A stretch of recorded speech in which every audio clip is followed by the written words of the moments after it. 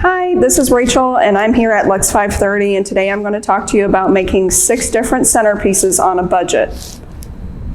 Making centerpieces shouldn't be difficult, terrifying, hard to do. So I've come up with an acronym to help you while planning any kind of event. Just remember HUSTLE. Height, unifying theme, shape, touches, labor, and ease. For our first centerpiece, we're going to do old wine bottles here. I've selected a cool wood finished charger plate, some fall themed scatter, and a few empty bottles from our Glenwood Cellars and Tiedemann wine blends. To assemble this, it's fairly simple. I've selected the aesthetically pleasing number of 3 and just carefully arrange the scatter around the wine bottles on the charger plate.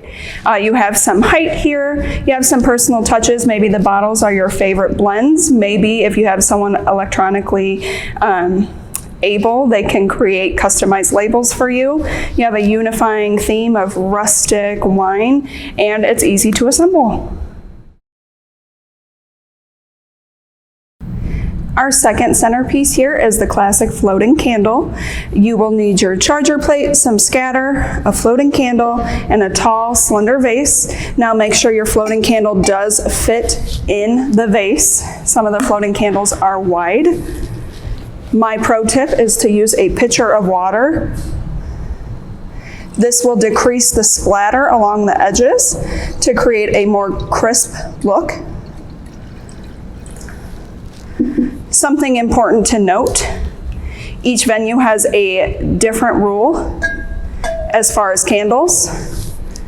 So make sure to double check with your venue prior to purchasing real candles. Take some scatter, throw it along the sides here. It's a crisp, clean, simple, but beautiful centerpiece. Our next centerpiece that we're going to do is the classic upside down wine glass. Maybe use an old wine glass that's chipped but you felt too bad to throw it away. I am using a fake flower bud here, but you can use a real one. Just set it in the center of your charger plate, put the glass upside down over it, and put the candle on the bottom of the foot. Use some of that scatter again to just frame the picture here. And finally, light the candle. Voila, we have another centerpiece. Our next centerpiece is a cute one with personal touches all around. I selected these nice silver twigs with little crystal drops on them to go with our little theme going. You can take pictures of maybe the bride and groom together, or if it's an anniversary party, birthday party. One of my favorite ideas that I've heard is for the table number, you put pictures of the bride and groom at that age together, and that could easily be swapped out for this portion here. I just put the little twigs in a tall, slender glass. I have 2 tea lights here in these silver glittery votives. I'll go ahead and light those.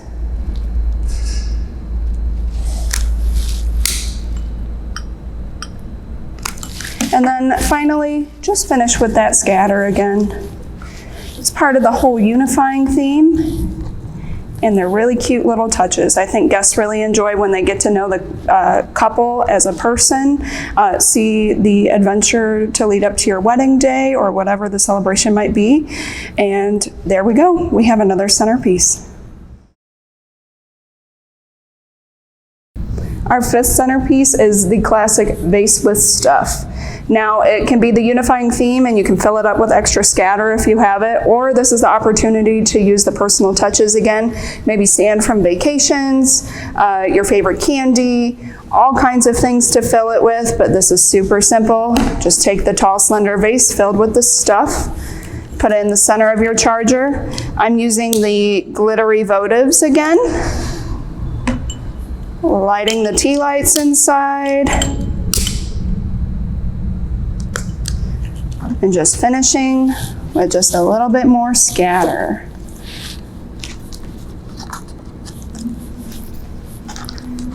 And there you go, the vase with stuff.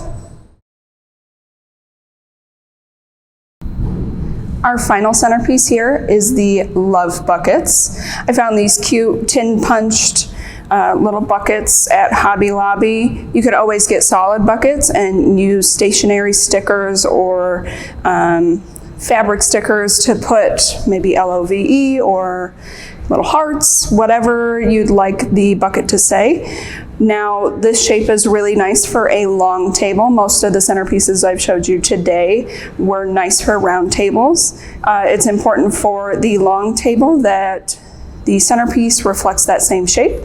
So I just got 2 of the little heart buckets, 2 of the votives, and some more of the scatter, and we have an easy, long, low centerpiece.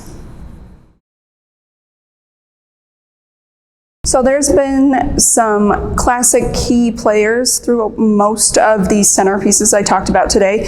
The glitter votives, you can purchase just plain votives and they're easy to DIY. I suggest someplace like Dollar Tree where they are in fact $1 and you can get a whole bunch of them and just do some glitter paint, or if you wanted to do the frosted glass look, it's super easy. The scatter, I highly suggest over any confetti or loose glitter. Always ask your venue if it's not your own personal home before you use confetti or glitter on anything. Scatter is larger, chunkier pieces, so it's easier to clean up at the end of the day.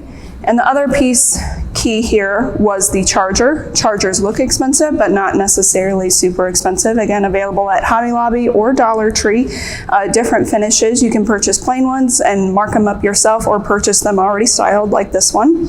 Not every table needs all elements of these, but using a little bit on each one helps create the unifying theme. My last and final pro tip today is for larger parties like weddings or anything over 5 or 8 tables. Pick 3 centerpieces, one where you go all out and use all 3 of the key players, and the other 2, maybe just use 2 of the 3 elements in each. That way you're not purchasing as many supplies for all the tables. It'll save you a few dollars in the end, and I think it's worthwhile. Thanks for joining us today to go over centerpieces, classic, simple, and using the hustle method. I'm Rachel, I'm here at Lux 530. If you're interested in working with me for your personal event here at Lux, give me a call at 574-296-1335. Thank you, have a great day.